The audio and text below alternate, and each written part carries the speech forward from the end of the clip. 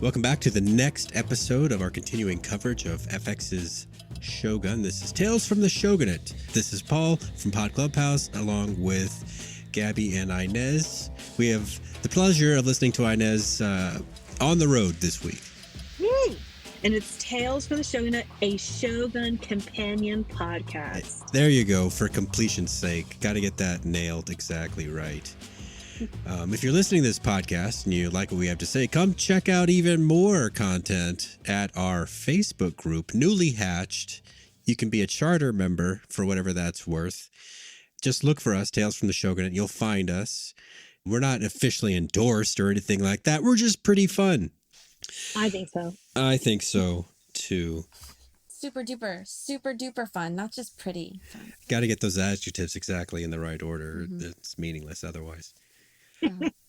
This episode was called Tomorrow is Tomorrow. I had just listened to this whole passage in the book, and I was wondering what it was going to look like on screen when translated. And there are a few differences, which I will annotate as we go along. But for the most part, they stick to what happens in the book, for the most part. The broad strokes. Right off the bat, this was a kind of a plot-heavy story that didn't necessarily have long character moments, but they were in there.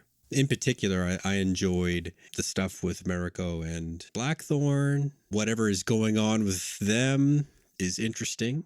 The business where Blackthorn is also trying to make friends with Toranaga, that's also, I think, at the heart of the story.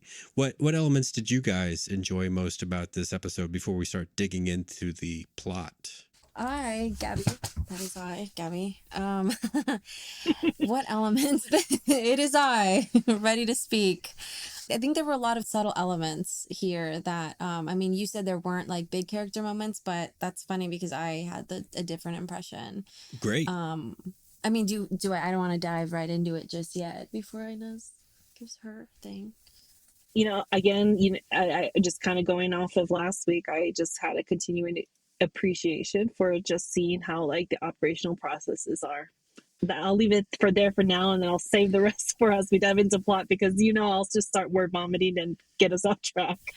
We know. No, I'm kidding. That's definitely me. But no, I think what is cool about this was that I felt every emotion, and I think it was really lighthearted. It was really intense. It was everything all in this one episode. So I appreciated that a lot. Well, what's interesting about when you say lighthearted was that these passages from the book featured even more lighthearted stuff. Imagine the end of the episode with the diving lesson and the swimming race, having more moments like that between Toranaga and Blackthorn throughout the episode. I mean, it would make sense for the character development too, as to like where they ended up being at the end. Well, cinematically, I think we talked about this offline, Gabby, we were talking about, were they trying to keep Toranaga as this very stoic, you don't want to fuck with this guy kind of guy, by not including those more lighthearted, goof around kind of moments that were in the book. And I think particularly, say, the discussion with Yabu right at the beginning of the episode, they decided to stick with hard-assed rather than expose anything besides that. Oh, you're saying that there's missing parts, like the book had more to that moment? Oh, yeah. Like that discussion about Yabu's loyalties and what continued loyalty to Toranaga is going to cost lasted a lot longer. The way that Toranaga approached it and sealed the deal. They sealed the deal by urinating off the side of the building they were on, off the cliff, together. Were they laughing while they were urinating? Or was it like a happy bond? Was there a target? Is there a target down there? Yeah, they were writing their names. No, it was a way to seal the deal. And Hiromatsu, his right-hand man and the general of his army, was super pissed that he pun. Yeah, exactly. Well, he did mention that he pisses on the deal that he just pissed on because he thought it was such a bad deal. He can't trust Yabu. So that's all from the book. Here, maybe we can infer some of those things, but the tension of whether or not either Hiramatsu or Toranaga was going to just kill Yabu on the spot right there lasted well into their discussion instead of wheeling and dealing right away. But cinematically, I think you got what you needed to get in this much shorter but sterner discussion. Wait, did they have a sunrise in the book, or did the sunrise It was at morning. represent the piss? That's too abstract for me, Gabby. Okay, I'll have to read the book myself and I'll get back to you on that. There was a slight difference from the second episode that I thought might be interesting just to note. The assassin was a man. Yeah. Okay, I like that. Just it's a woman in this one. Little gender swappy rue Right. here. What's their angle there? The secret society of like John Wick killers from ancient Japan is also described as having both men and women. So it's like a legal swap out. It's not just some, Yeah. diversity hire from in the 1600s. It's a real deal. Maybe that's just trying to kind of show, they're trying to give us like a lot more information about the culture and the way that this element plays into their culture, and without having to say it explicitly that it's men and women, just like being able to just show it. Yeah, do it by show, not tell, a classic thing that is told to filmmakers and authors. She looked really cool, like when she was doing her stuff, so I was impressed. She was very John Wick-esque, but failed, which is not John Wick-esque. The concept is unlike John Wick and his assassins that work for, contracts over and over again, is that these people train themselves for that one time that they're called upon. And if it goes well, then they might live. If it doesn't, even if they kill their mark, but they get caught, they still have to kill themselves. I wonder if these people are born into this society, or I mean, what is it that makes them so motivated to, I guess it's honor, right? Yeah, it is. And I think Toranaga is correct to ask Yabu about it. And I think Yabu is not explaining everything he knows about it. Oh, of course. Do you Because you guys have three think- hearts, right? That's right. I assume that the assassin came from the church side. He came from Kiyama's section. So he's Yes. Right, that's the the church greedy- sect, right? yeah. He is one of the two Yeah. Christian daimyos. So the Rodriguez, when he's like, "Oh wow, you're still alive," like, do you think he knew about the assassination attempt, or he was just like in general surprised because people don't usually survive this long being caught? Yeah. The second Yeah, one. I think that makes sense. The second answer. He's a curiosity, and with so many of the church considering him a threat, it just seems like a matter of time. As demonstrated in this episode, I mean, they send a little army out to get him. Are we diving into it now? Yeah, man, let's talk about. I mean, the whole mission here is to get out of Osaka with a little subterfuge thrown in so that Toranaga can swap himself in to the litter that is ostensibly carrying a woman and get out of the city where he is in trouble. This plays out pretty much as it does in the book in terms of the fighting and the stuff like that.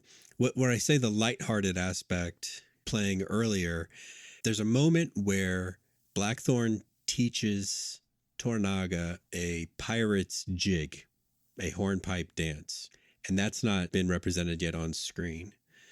And where that comes into play again, and why I bring that up, is because the distraction that Blackthorn causes is he reproduces the dance and makes people think that he's crazy. And I guess in ancient Japan, you don't go crazy, you're possessed by a crazy demon. And so you can be uncrazy right away because the demon just leaves.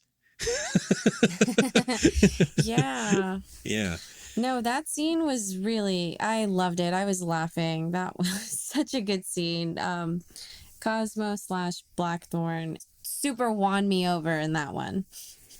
Well, during the distraction. It's like you got to bet, right, on who you think's going to win this thing and who can get you out alive. And Toranaga's heading back generally toward where his ship is, right? So he's got to cast his lot with him. I mean, it kind of goes with the theme of the name of the episode. Tomorrow is tomorrow.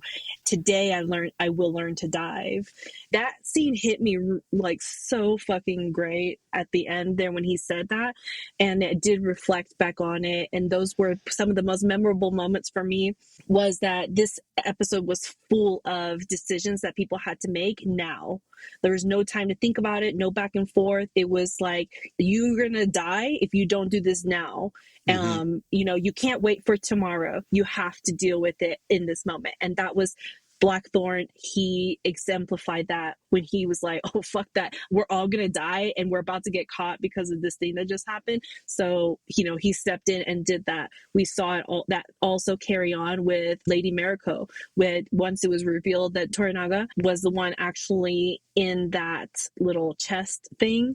It's called a litter. And the litter, and she didn't hesitate the moment that like she saw like that this thing was on fire. It's like, we have to go save him.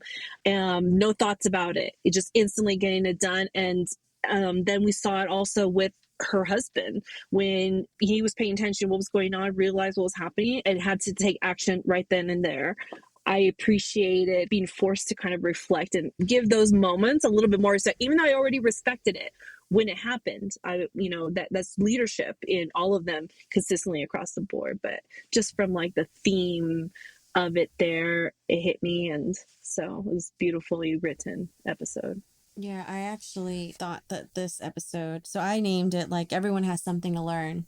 Yeah, it was because everyone had those moments of impulsiveness and everyone was shocked by the other person's actions, right? So far Blackthorn has been someone who is constantly observing and, you know, learning from the Japanese culture, like learning constantly, just absorbing.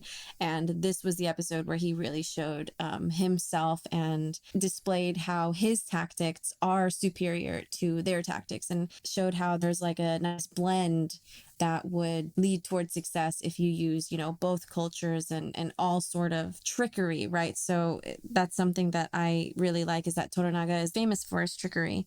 And that's something that Blackthorn has been, you know, doing a lot. So we see so many parallels like between, I think, Blackthorn and Toranaga as far as their leadership style, just that the way they are. Blackthorn so far has been, I don't know, just about these three hearts. I really thought that this episode showed the very distinct three hearts being between Mariko, Toranaga, and Blackthorn. And so knowing that those three pieces are like a trifecta for the success of whatever is going to come, I thought was really beautifully laid out in this episode. For listeners that flush the events of the previous episode right out of their mind before they watch the current episode, what are the three hearts?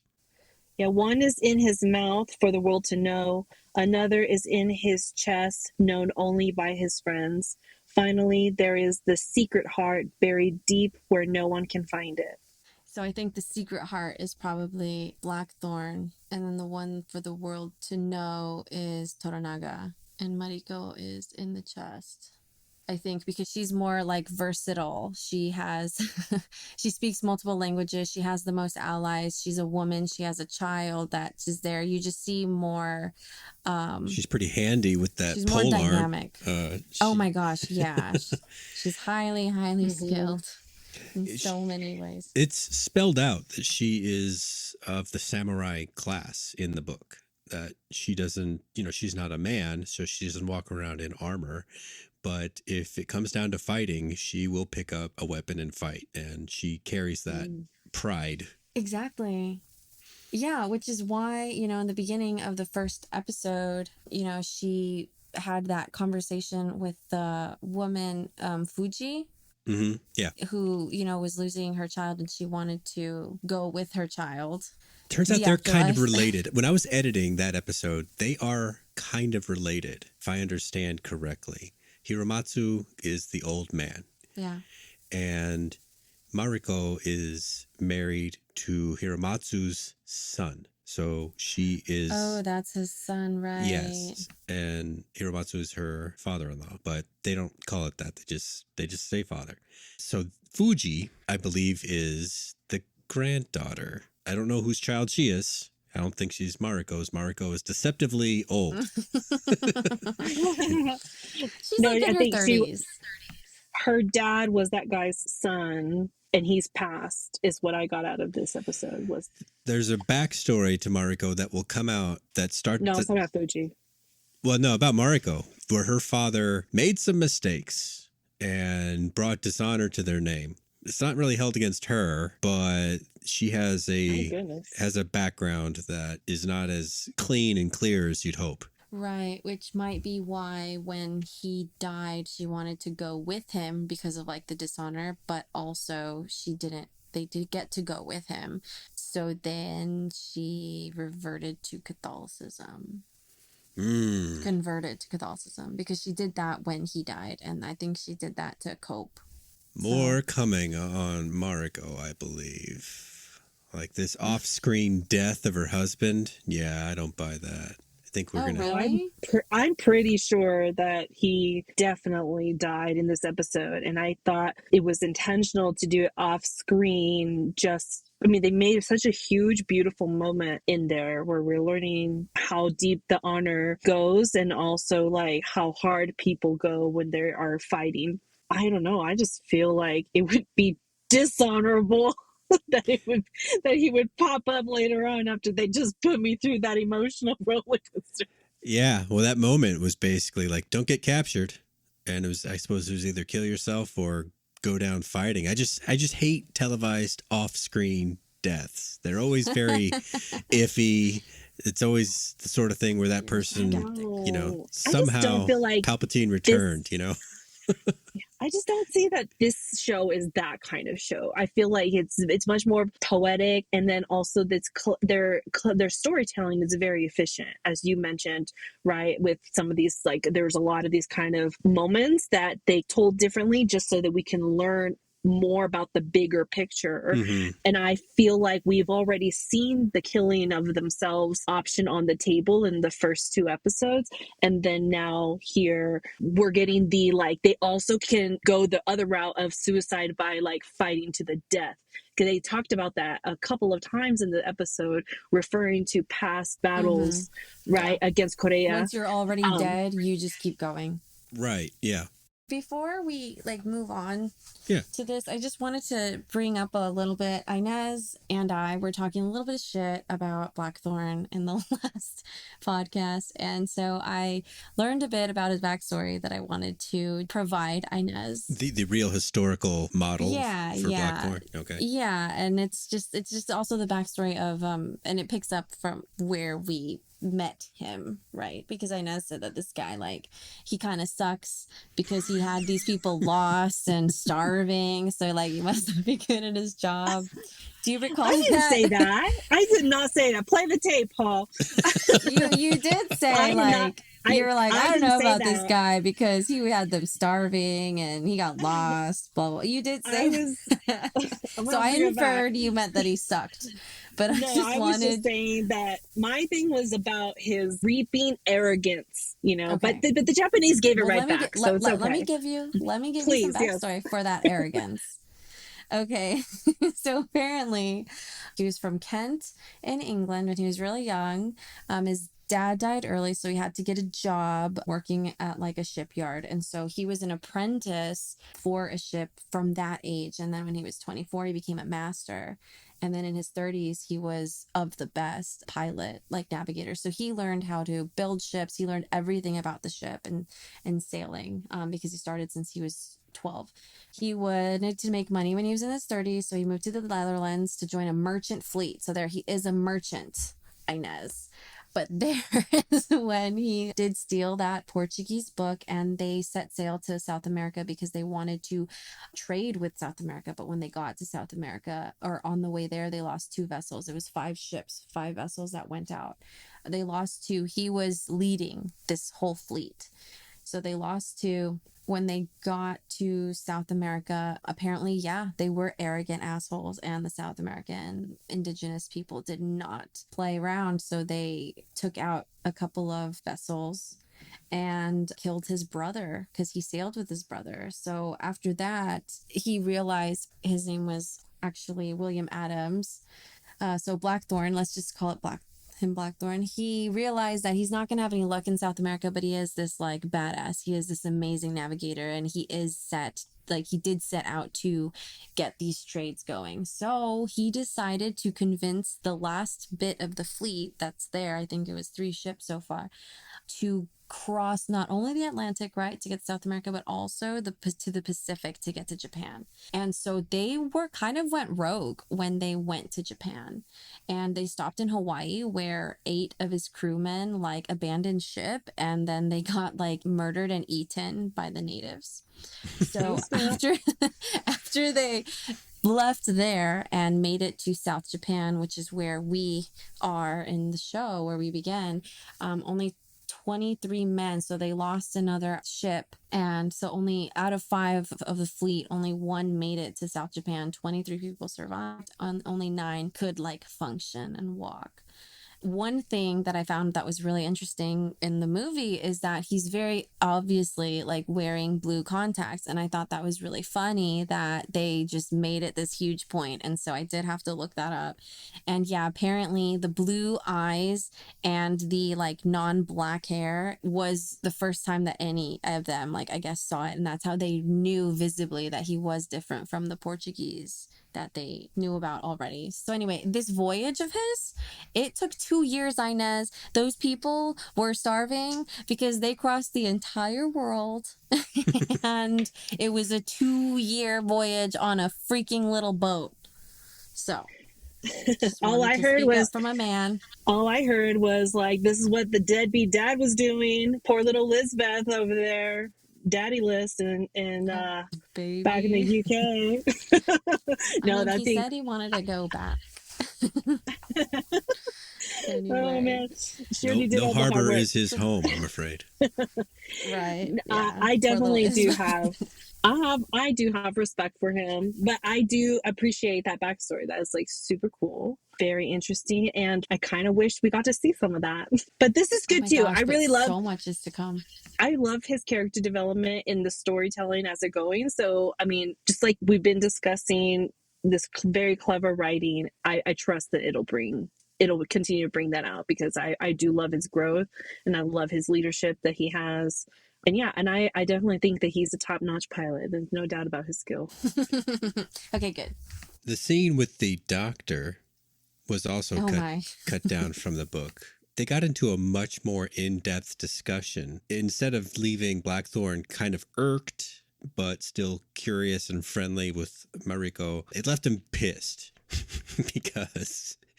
because the doctor made the same assessment that he needed to get laid was his main problem, not this cut on his arm.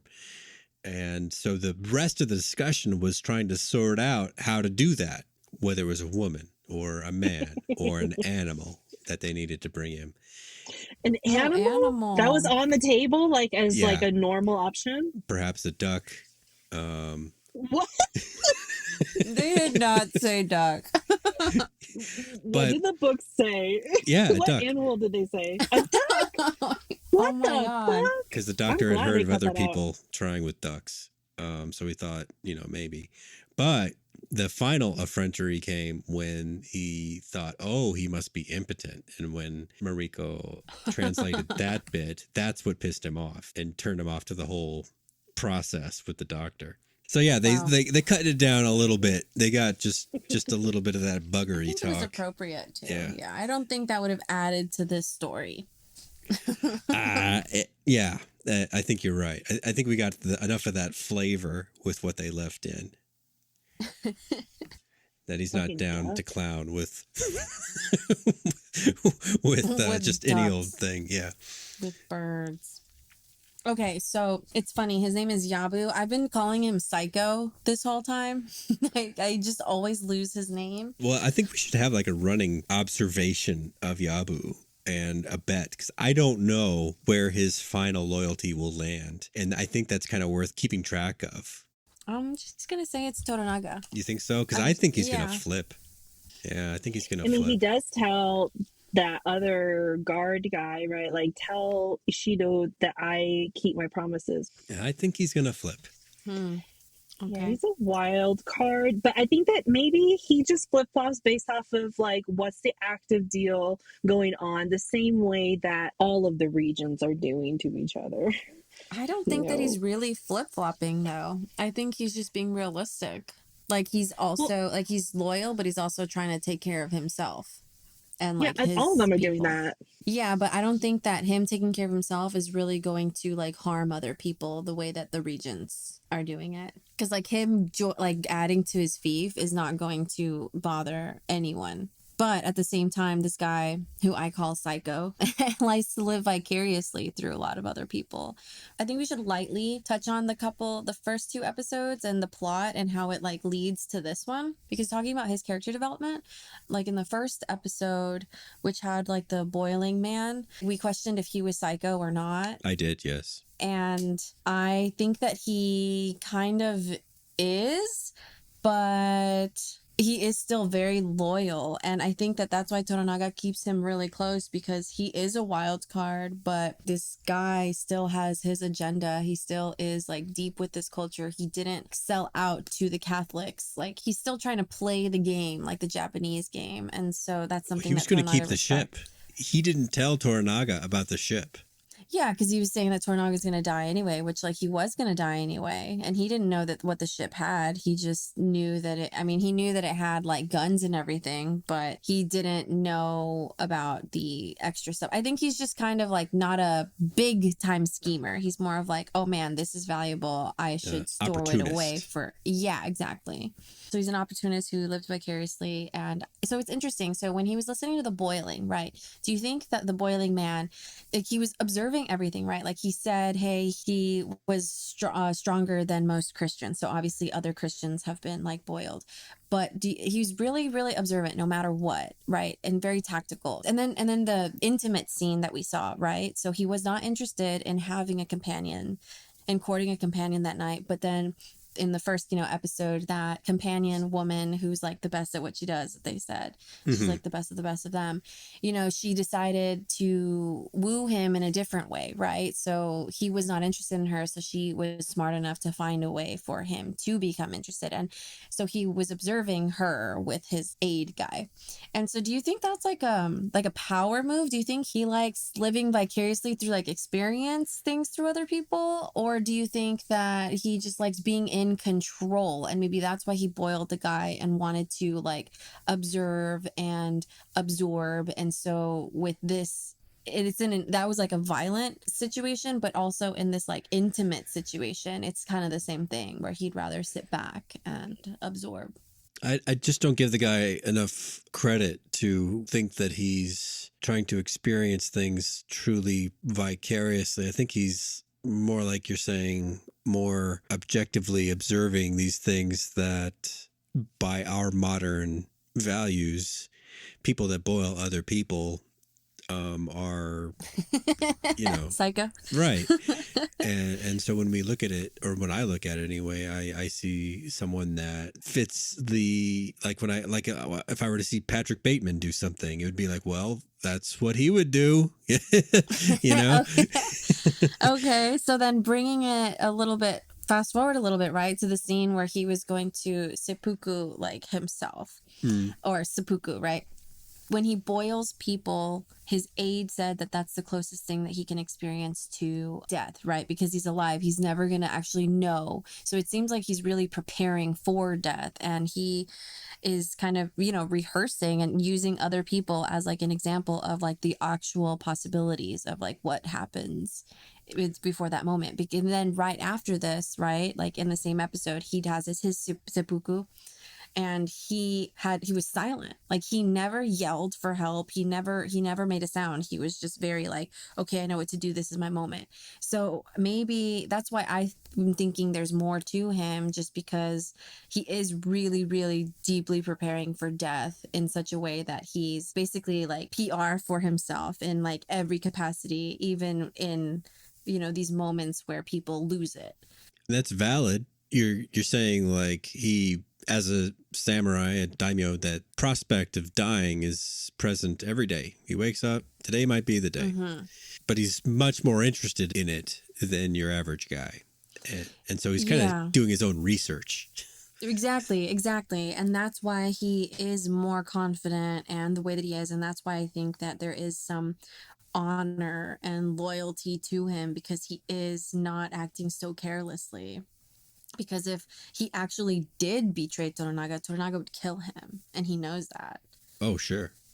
So I think that, as far as what I know, what I can see, everything that he says to Ishido, like, he can't just lie to Ishido either, because he will also just kill him, like, during a conversation. So I think he's just playing the game as well as he can so that he can stay alive. But he also, for me, like, I do see that he has this immense like respect for Toranaga, and obviously we haven't seen Toranaga in action yet, but I think that weighs more than any of his treachery and backstabbing. It's definitely plausible, because the honor level among everybody, even as they're all scheming, there is so much level honor. Like Hiromatsu coming in and saying that you know Toranaga is gone, and like he's the one who like did this like setup or something for the whole scheme that went down. Like he's accountable in a big way. So like to be like showing up. He's in a very dangerous spot to deliver that news. But he trusts the honor code enough that he can go in and do that, right? And deliver that kind of message. So I definitely can see Yabu having a depth of that. But I also feel like Yabu is this story's Peter Baelish. Yeah. You know, good call. And you know, so Game of Thrones. Oh. He's it's a Game of Thrones character, Littlefinger, and who is like that, kind of has his fingers here and there as a self-preservation kind of thing, also just kind of wants to like self-grow his stuff, but likes to be a little bit, supposedly he's like the no drama guy, right? Like he's like, you can trust me, and he's surprised when people don't trust him. And that's not the case with this guy. Yabu, he was surprised that he didn't know that Toranaga was doing this, right? He tells him in the middle of the fight, like, I wish you would tell me your stuff before it happens. Well, I think he's used to that. He said next time do that, but I think he's used to it because he's known for his trickery. I think that this is more like a revealing of Toranaga, like not fully trusting him, obviously. Like he doesn't trust it. Toranaga even tells his son, like, nobody's your friend. You can trust no one. Oh, yeah. So I think that was just reinforcement of the message here, is that Yabu might think that things are cool and whatnot, but then he gets to see like in the middle of all this and doesn't realize like, oh, actually, you don't trust me still.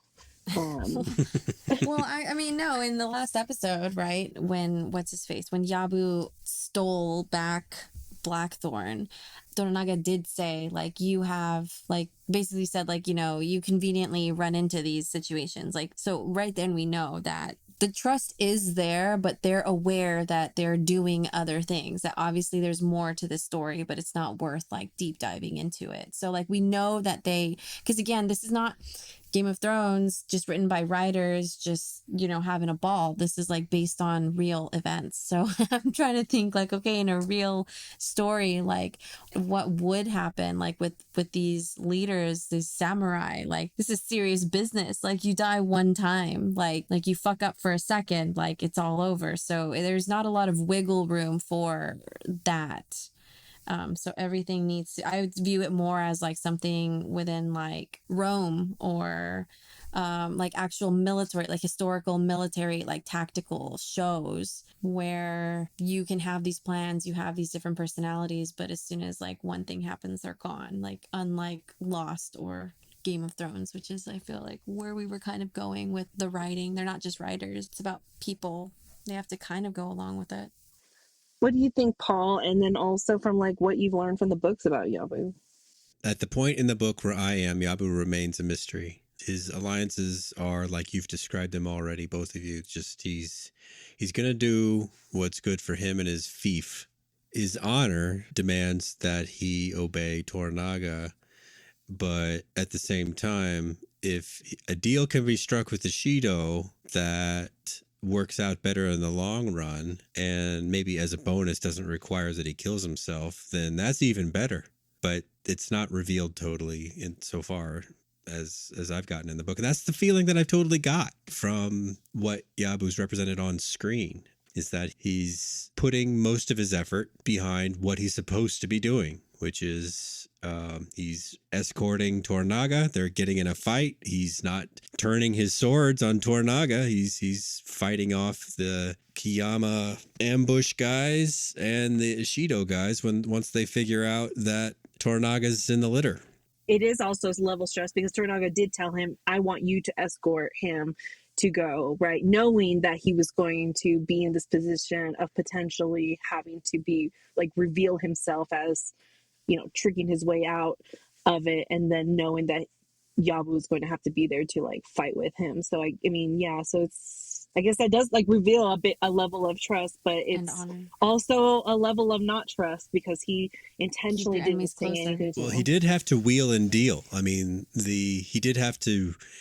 He bought that, yeah. Yeah, sign over some kind of province, or I'm not sure about the right terminology, but some area that I assume had been part of Toranaga's under his control, and now it'll be under Yabu's control. So yeah, he bought some period of loyalty.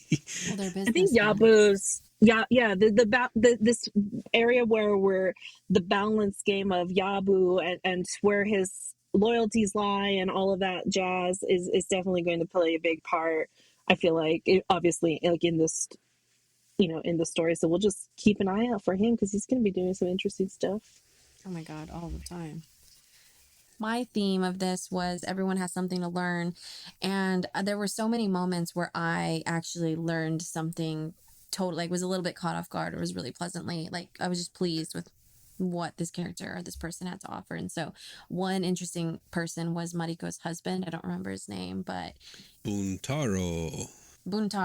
He, you know, is this the vibe I got from him was that he's just this very serious guy who's really meant to kind of stay in his level. You know, the first episode had Toranaga talking to the future Taiko, and he said to him, like, a leader has to be, you know, the best at everything. So you need to learn how to write and communicate exceptionally well. They also talks about how like he and Taiko both had like love for women, right? And so I think what they meant by that was that they are the ones that really deal with women a lot more than the others.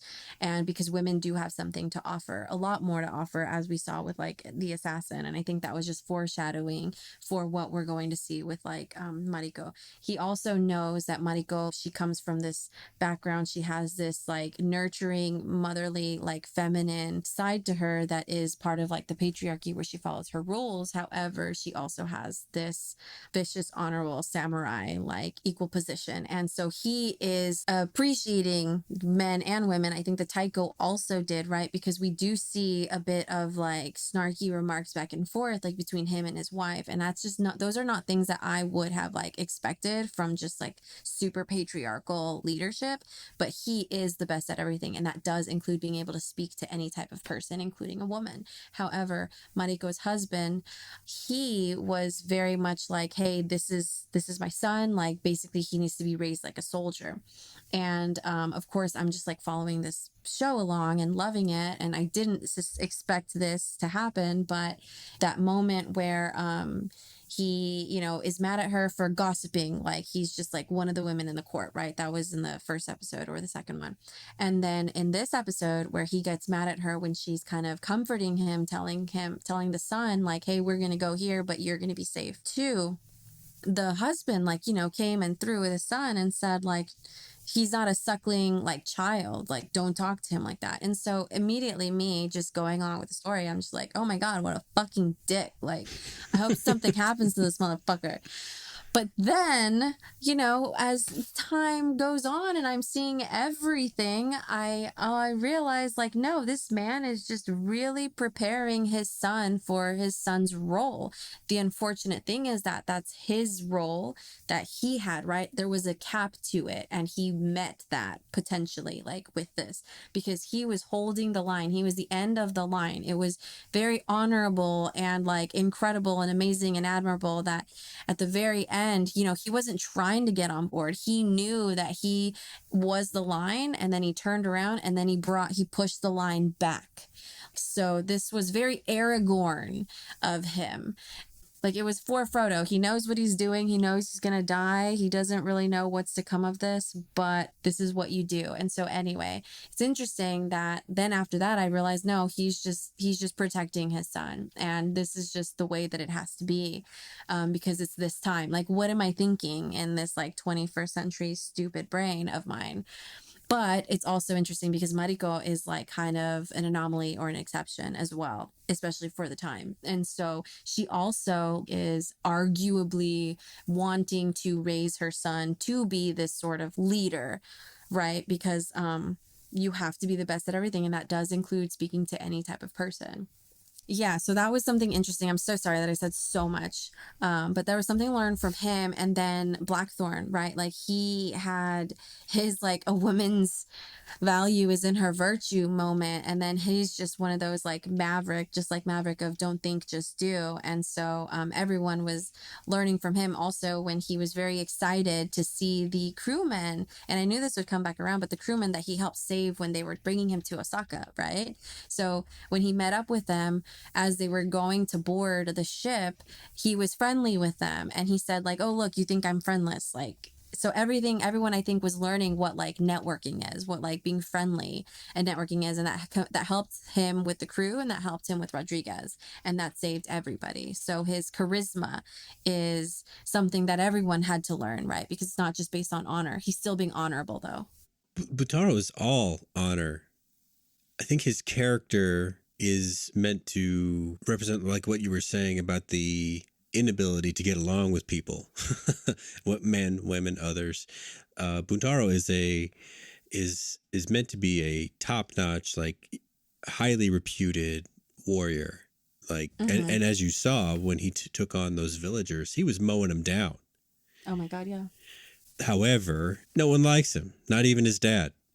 I don't think his wife does either. She kind of was like, he's a great warrior. Like she had something to hold. She held back on her authentic feelings about him. But she does respect him a lot. 100%. Yeah. I mean, I don't know if there's a big love story coming up with Mariko and Blackthorn. I kind of suspect there might be something. It was a little sus. I like that. I don't know. You tell it, Paul. But I mean, if you're stuck with this hard man that you see shoving your son around, and then here comes this other guy that you don't quite understand, but at least he has a value system that treats you like a human being, then it's a big contrast, at least dramatically. Yeah, I mean, they did. It was a little bit hinting, right? Because she kind of was like really curious about like, was it really true what you said about the, how you see your women, in your land, or the purity of your women over there? He's like, fuck no. But just like their playfulness and their conversation, that they really can just like have a conversation out loud and it's still secret. That's like nice. That's like her being able to have like a friend that she doesn't get to have often. So I think definitely there's some intimate bonding that's happening that's outside of like their normal kind of structure. So I can see them working toward that potentially. All mothers love talking about their children, I think, and I love the big contrast that occurred when she started talking about her children and asking him about his children, like listening to, because we mothers genuinely do enjoy that topic, and so that was really, really sweet interaction. And then also just like, I don't remember wind during their walk or during the whole like commute to the harbor and to the ship and all of that. But like the order of, I can't remember the order of it. I couldn't take any notes when I watched this on my cell phone on 5G. Oh, bummer.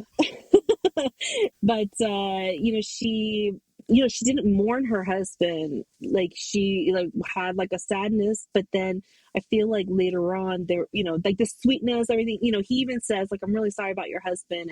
And she, had like a little bit of somberness to it, but I think it's that samurai part of her that is probably always like be mentally ready to like go down and fight and kick butt kind of thing. But, yeah, death is a part of life. so I think that he gives the opportunity for her to, I don't know, maybe like just she's kind of being with these interactions is going to be like forcefully processing things differently than she would had he not been there. Because had he not been there, acknowledging it and saying I'm sorry and talking about like stuff, these things would never come up, and she would be like being just a continuous like tool for the regent. Right, and I think that this scene, like this transition, the scene of her husband, the ultimate warrior, Buntaro, right? So he got to the end of the dock, he faced them, he, in his eyes, like said what he needed to say, and then he turned around and pushed the line back. And so I think that this might be symbolic of like what the world and reality that they knew what was of the empires before. And then, they're on the ship and they're sailing with this like white man on this different boat with different ship. It just, to me, it was really symbolic of the end of something and the beginning of something else. That's incredibly just right turn or like 180 of what was. And so it's like preparing us for everything that we're about to experience. Yeah, Inez, what you're saying, like there is going to be more vulnerability. It's going to be a new, total new like revolution or an evolution, actually. Yeah. The sea voyages, aren't those sometimes symbolic of new beginnings? Yeah. I just Often. looked up the actress who plays Mariko. Her name is Anna Sawai, I think. She is actually from New Zealand, but I saw her earlier this year. She was a lead on a show called Monarch: Legacy of Monsters, which was the show about Godzilla. Oh, nice. I still haven't seen that because I forgot the name of it. So And dumb. what's kind of funny is that in this show, she's actually something approaching 38, give or take, right? Because she has this older kid. And on that show, she's way early 20s. Way early 20s. I don't know.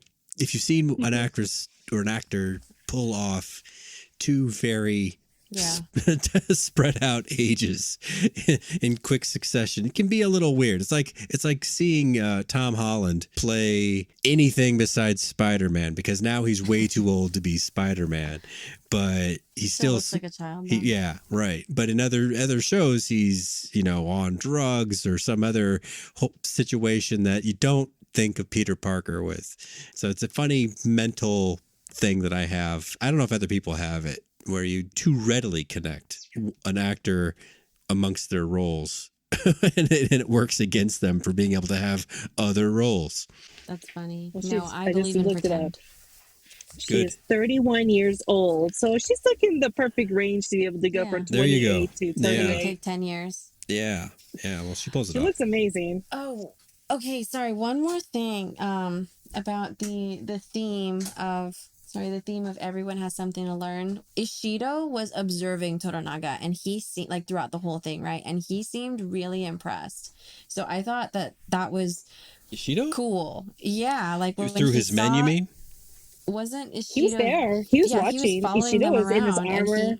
No, that was Kiyama, the Christian guy that tried to kill he was out there too, and in his own area. But Ishido at one point, like he is him there, and then because the guy is telling him, "Don't worry, they're not going to break through. Exactly. They're not going to make it." You guys, and then they do make it, and he turned around and he goes, "Yeah." This is what you have to look forward to, because in order to take notes and watch on TV and read the subtitles, I have to wear my old man reading glasses. And so I have to perch them on my nose like Chuck Schumer and then look up over the glasses to see the TV and then back down through the glasses to be able to write. Or my notes look like I've had, Can I get a visual stroke. of this sometime? Just We'll go do side by side with Chuck. go find like an old sad man at the Oh park. my God, you are not feeding the old. birds. You are not 73, Paul. And that man is happy feeding those birds, by the way. Then find another man. It won't take long to. Usually, never mind. We don't need to talk about the sad man. Anyway, no. So Ishido is watching him, and yeah, that was one significant scene when he was watching him go out on the ship. And so Ishido is watching Toranaga and learning from him, but also learning from Blackthorn, also learning about how Blackthorn is making Toranaga like basically invincible. There was a lot of learning. I saw a lot of like dumbfounded or learning faces from like every character. And it was really impressive that we saw that come from Ishido too. Because Ishido, like, so far everyone does have a lot of honor. Even though they are trying to backstab each other, they are going and playing by the rules about it. Including Toranaga, who at the very end was like, here's my resignation, guys. Yeah. You need 5 votes. Haha. Yeah, good luck, motherfuckers. And only dying Taikos can appoint new regents. So. Yeah, and I'm like, so now that they have no more rules to follow, everyone's just gonna go to war, right? Because that's what you do. It's a free for all. It's not a Isn't bad that prediction. what happens in Monopoly when like Just you get me. so fucked over, someone just throws someone angry person just throws the fucking board, ruins it for everyone. There's a brawl. Yes. Is that what the resignation was? Yeah, that's what I think. Interesting. I mean, it just kind of shows you we saw Toranaga be like the brilliant like businessman, wheeler dealer that he needs to be to stay on his mission. He's working within the rules as much as he like knows, and obviously all of these people are like really intelligent, remembering all of these details about the rules. And on that note, Inez, as part of that acumen that you're describing, do you suppose that he was completely willing to lose Blackthorn to the Black Ship captain in order to get his entourage safely out of Osaka? Or do you suppose he knew Blackthorn would figure something out? Or do you think he just had to roll the dice because it was like the good of the many outweighed the good of the one? I think he was rolling dice. I think he was totally fine with like, okay, fine. Like I didn't want to have to lose him, but if I do in order to achieve like getting out of here, then that's what I'm going to do. So I don't think that he expected Blackthorn to come out as much as he did. I think that he inspects his environment and his options and then does what is like the plausible, logical, like chess piece here. And I loved that, like, once he saw the outcome of it, right? And like, hey, he was seen as like, I held my end, but he like got out on his own. Like, I want to go back to my ship. So like, just like as a matter of fact, it's just like him like, I am just honoring the outcomes of what's like happening in the environment and, taking care of business. I don't think that he has seen enough from Blackthorn to be able to piece together that this is somebody who can kind of pull off this like kind of a special kind of heist. I think that he was just like, okay, well, this is the best deal I'm able to do. I'm sorry. And then like move on. I mean, considering that he did see Blackthorn like save all of their asses with his little woman's virtue is her worth or whatever, right? He saw that. He noticed that Blackthorn has been like in different hands and still manages to survive. He also knows that Blackthorn sailed across the whole world to get there, was a lone survivor basically. So I beg to differ. That I do last think part, that I can definitely see that he's like figure that he can handle it himself, but I don't feel like he was banking on it. But maybe he was banking dice on rolling. I think he was rolling some dice. He's like, this white boy's got moves. Let's watch from afar. That scene that we're describing with the two ships, it plays out a little bit differently in the book. I knew that as I was going through that passage, I was like, I just can't wait to see this because describing high action scenes like that in a book can sometimes leave your little imagination be like, just tell me how it ends, I guess, because you're not describing it in a way that I can picture. And there are a few nuances that went down a little bit differently, but it still wound up where Rodriguez helped out Blackthorn and considered it a debt repaid, going back to the cliff scene from the first couple of episodes. Do you want to share any of the little differences? Blackthorn wound up on the Black Ship originally, and Rodriguez had overheard that there was something being planned for him that was not going to work out well for Blackthorn. I can't remember the exact details. And he created like a scene where, because Blackthorn had fallen asleep, then he wanted him off the ship. So he got a couple of just deckhands to just toss him off the ship into the water. Rodriguez got Blackthorn tossed? Okay. Yeah.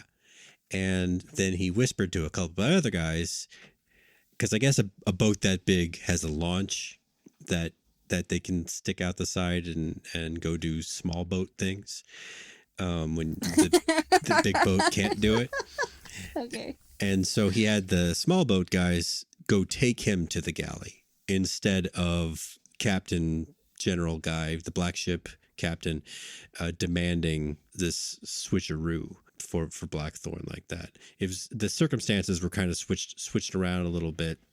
It's a little clearer how it goes down in the televised version, but there was kind of a little more drama with the Rodriguez tossing him overboard and all that kind of stuff. It actually gave Rodriguez a little bit more credit for what I was getting at originally, which was that Blackthorn on his own, through his own actions and his own merit, is building up his own little support system. Those guys on the boat trust him because he got them through the storm.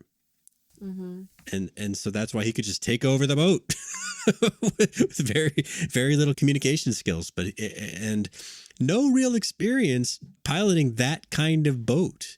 It's not really outlined in the show so much, but I guess a pilot that knows how to sail can kind of make it up when he's steering a boat that has oars, but it's not their training. But yeah, I think that's an important aspect of what we're dealing with when we see the two men sort of sizing each other up and their value to each other. I don't think we should discount that Blackthorn is also, it's not a whole section of Japan, but it is friends in low places. Exactly, which is what they're learning from him. Yeah, I really enjoyed the scene also from, just kind of we haven't touched much on it because I think that we got it a lot from the first two episodes. I liked seeing the reminder of that these are people down there that are the reason of how fast or slow a ship's going to go, and like it is on them. So like those guys down there are the real fucking heroes, but and it's because they did trust Blackthorn, but like gosh, like they were just like surprised and then just like go like that's not, they were not expecting that, right? When they were like getting ready for this job to like prepare a shipping or whatever. Right. So I'm on break actually. I really, yeah, it was really fun. Like just remembering, like just the stark reminder of like, remember you're in the 1600s and this is how you rowboat and like have like a little ship race in the water is these poor souls down here that have to like get that done. And I think because of that, and I think the pilots, there's their own code of honor among people who are at sea. You see it in all kinds of stories, and I think that it's just kind of a reinforcement here a little bit too, from pilot to pilot, that there's a mutual kind of respect. And also because he did save Rodriguez's life. He is the reason Rodriguez survived that whole thing from the cliff. So it would be interesting to see Rodriguez's role in the story as it continues. I sure hope we see more of him. I mean, that the Black Ship is supposed to sail on to Macau to finish trading. But I sure hope we see Rodriguez some more somehow, even though these voyages take years years at one single sailing. So we might not. We But might that's not. okay. We might He not. left a lasting impression, and we're grateful for that. So we get through all this. We're friends again. We're on the same ship. We're on the galley, heading back to Ajiro. And Toranaga wants to express some gratitude after he makes a deal. I had to look it up. Did you either of you already know anything about the term hatamoto? I did not The know. title he bestows upon Blackthorn. It means guardian of the flag or bannerman, which is quite a bit better than barbarian. It says it's a high-ranking samurai in the direct service of the shogunate. Yeah, and actually in the history, it says that the reason he gave him that title was because he wanted to go back home to his family. And Toranaga was like, no, you're too valuable. Why don't you just stay here and I'll like give you this position. So then he's like, all right, cool. Done. You want a tiny spoiler that I suspect is going to happen on that note? You suspect or no? I suspect, because they changed things, but there was a scene in this episode where Hiromatsu has to talk with Fuji, and he has to say that I need you to get on the boat and go back to Ajiro. I think that's because they're going to try to re-husband her with Blackthorn. Oh, wait, who? Oh, snap. Fuji. You know, the lady that just lost husband and baby in one horrible day, like a day Had a ago. horrible day. Okay, yeah. Okay. Back focus. Yes. Interesting. If what you're saying about creating a sense of loyalty to Japan, titles, brand new wives, Yeah. these are the sorts of things that might make you want to stick around, since he pulls out those books are called rudders, like rutters, rudders. Yeah. And those are for some reason you keep track of all the bad shit you do when you're a pirate and you write them in your rudders. Then essentially it looked like Toranaga was saying, no one ever needs to see these books as long as you keep working for me. That's sort of what the read I got was. Yeah. And he starts building up that case for sticking with Japan, Team Japan, by you are now a bannerman. I bet there's lots of people on that boat don't even carry whatever, if that's a title or a term or just an honorific of some sort. But I don't know that they would all qualify, you know? Oh, of course not. Nobody would. And that's probably one thing that, what is our dude's name? Who I call Psycho. Yabu. Yeah, that's something that I'm sure, like, when it gets to him, like, he's gonna have a problem with. Because, you know, he wasn't staying in the palace. Now he's not that position. Good call. So the question is, what's he gonna do? You know, everything he does is super intentional. So it makes a lot of sense that he's doing this, obviously, because it's going to be in service of whatever his bigger picture plan is.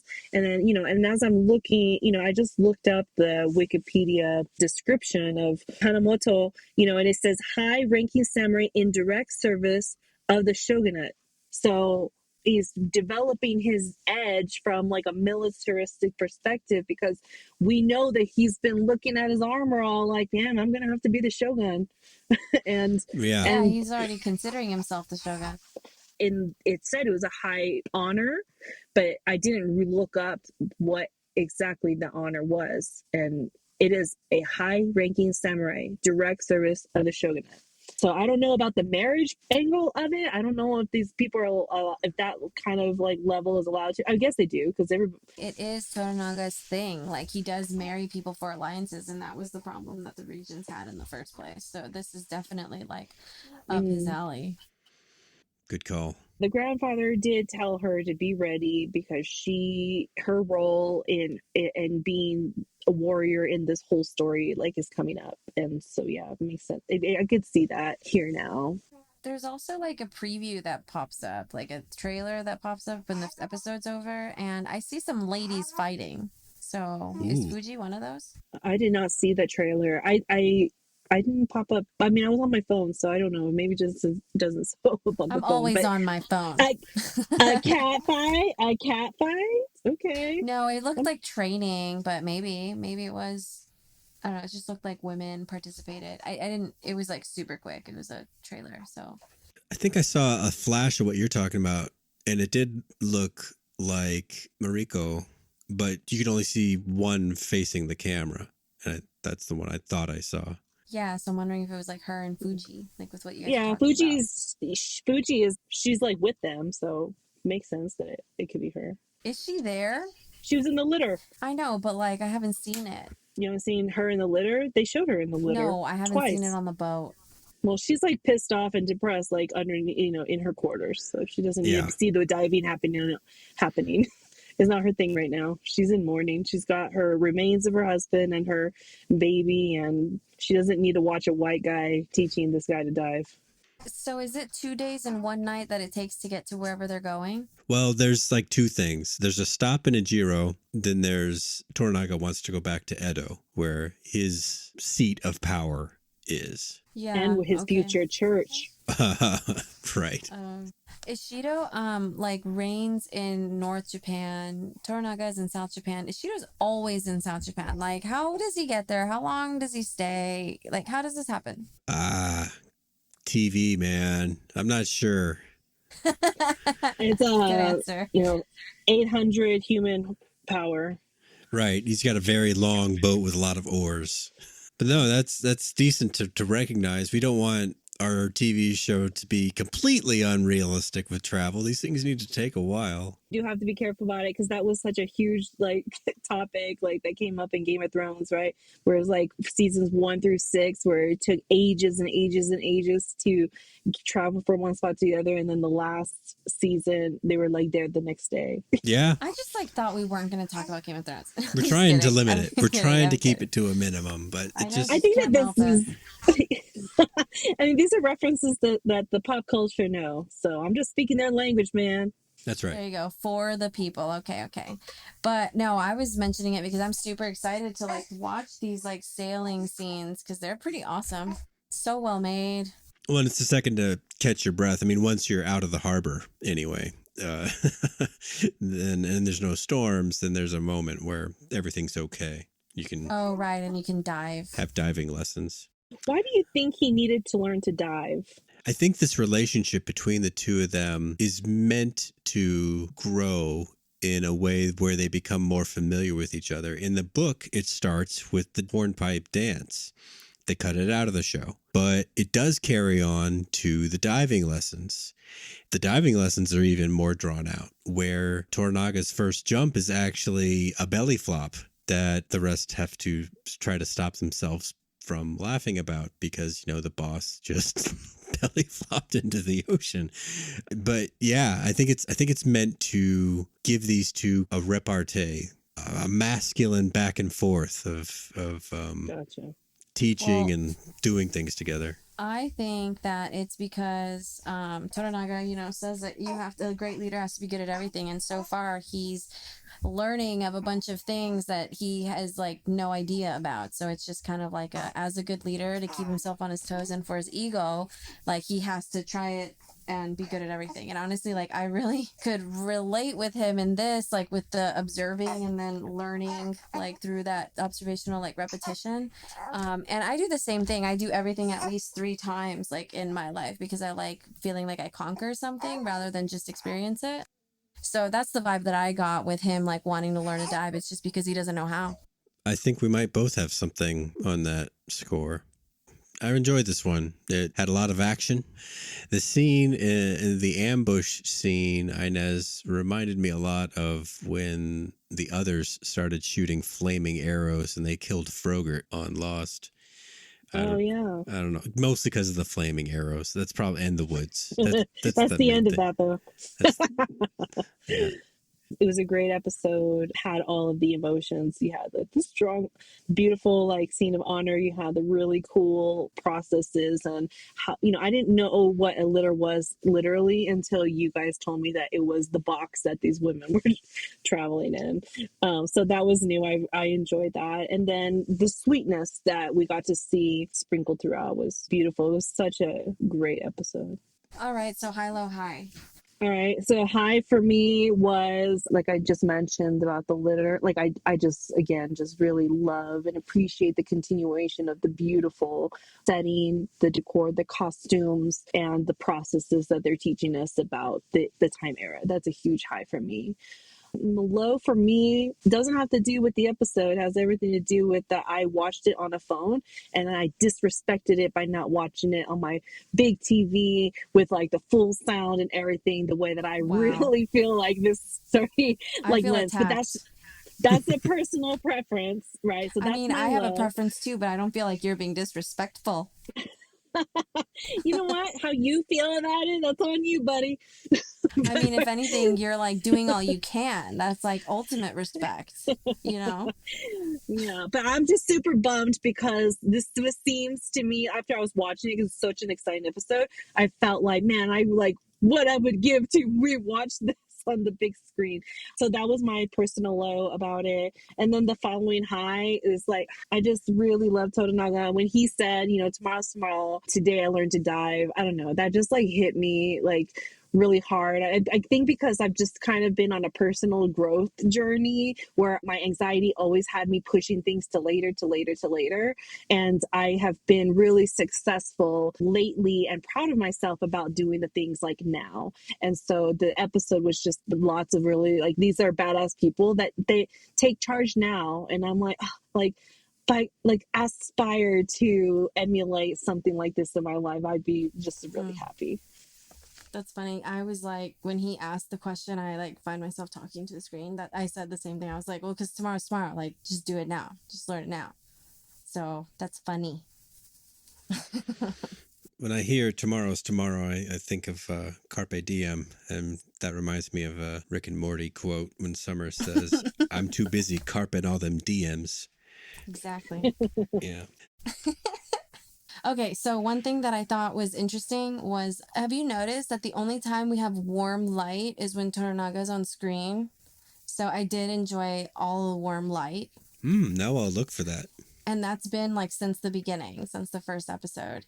So that was like a nice high, just the cinematography really like telling me how to feel in those moments.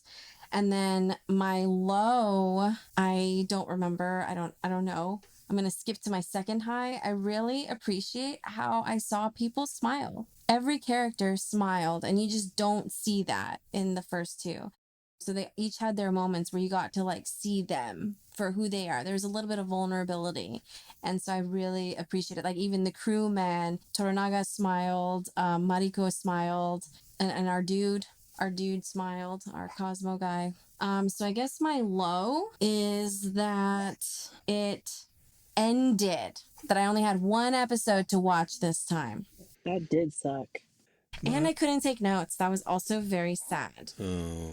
But I have seen it dubbed, and I think that it gives, I didn't watch this one that way, but the others, and I think that it's translated exactly, so it's not too different. I also think that some of the actual actors like are doing their own translations, so it sounds exactly the same. So I think that you're not really missing out and doesn't change much. And I honestly prefer the subtitles because I read it very quickly and then just like watch the show and get less distracted with like people talking. So I like reading it first, and then that gives me an opportunity to like look at the entire screen. All right, Paul, what about you? My highest point, I think, was that I like to watch samurai action. So seeing the posturing, the guys getting in full armor to do the escort. Oh my gosh, yes. And then it going kind of sideways in the forest, especially when Ishido's men found Toranaga. And then there was like a battle on two fronts when you couldn't even see one side. Yeah, I liked all the staging of the action and how all of that was put together. My low point was centered around the wheeling and dealing for the pilot, Blackthorn, on the black ship, because it just didn't seem to make any sense.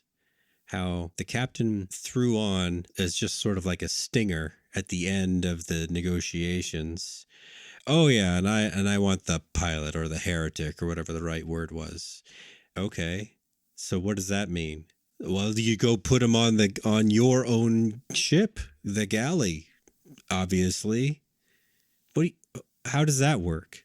What was going to happen there? Was it just to get him off the boat? Was it to leave him in Osaka? Because he wasn't under lock and key. In fact, he took over the boat immediately without any obstruction whatsoever. So I understand that it created this neat scene where they were on different boats and it allowed for the galley to make it out of the harbor and all that. But the setup for it, I just couldn't reconcile how it made actual sense. Like, yeah, sure, you can force it through the plot, but did it make sense to put him on a boat with no guards all alone? But yeah, I want the pilot. No, it didn't So make not sense. the decision, but the actual like practice.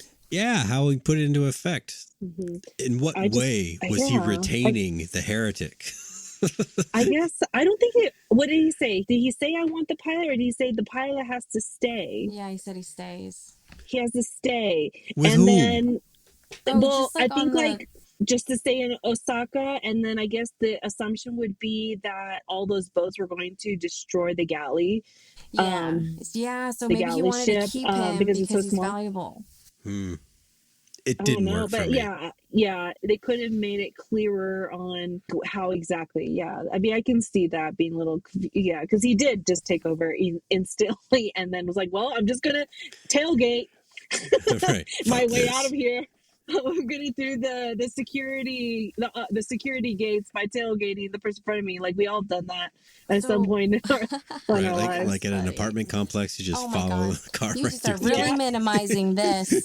I This did like that huge moment between him and Rodriguez and his skills. I did that yesterday coming into the petrified forest.